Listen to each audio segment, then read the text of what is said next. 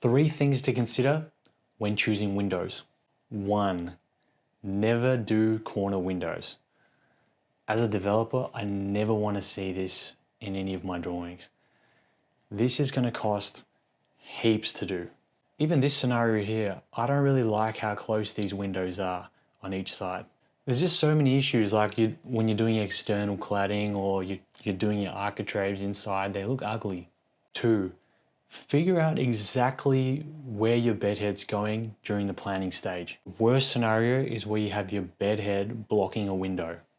In terms of practicality in bedrooms, highlight windows are the best. Those are the long, skinny windows. You have a good amount of light coming through and you don't always have to have your shades drawn for privacy.